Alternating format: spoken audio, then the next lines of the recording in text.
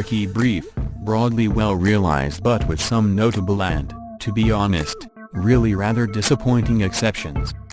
Now that I'm in my mid-90s, so ancient, indeed, that I can't remember when I was born, but most authorities agree it was around 1921, a certain Old English traditionalist should be allowed without ever creating the impression that I am some kind of dilettante, sober smoking lounge lizard.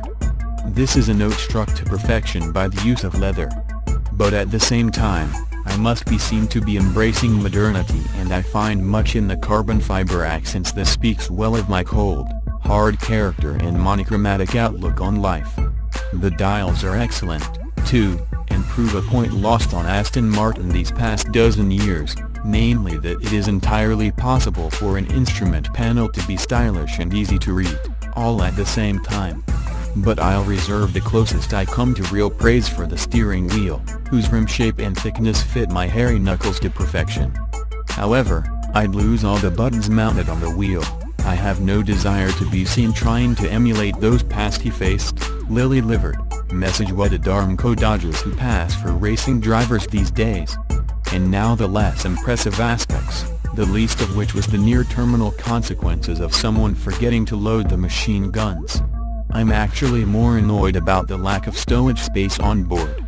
In the light of the smoking ban, I suppose I must accept the deletion of the humidor, but there's not even anywhere to chill the Dom Perignon.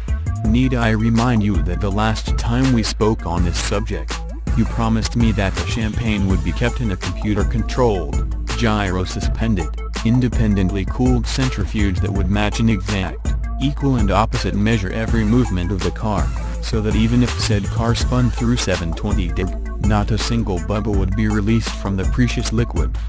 It hasn't even got a bloody cup holder. Finally, there are the windows. Which genius thought it a good idea for them not to open? I have suffered some indignities during my time in the field, see crown jewels, but none compared to having to open the damn door to chat to the charming senorita in the cam-tailed 1750 Alfa Spider parked next to me in one of Rome's famous traffic jams. She actually laughed at me, and although I could hardly blame her, you may find when you open the boot of the DB10 that Miss Lind is now no longer the only object of my affection to meet with a watery end shortly after having crossed bond.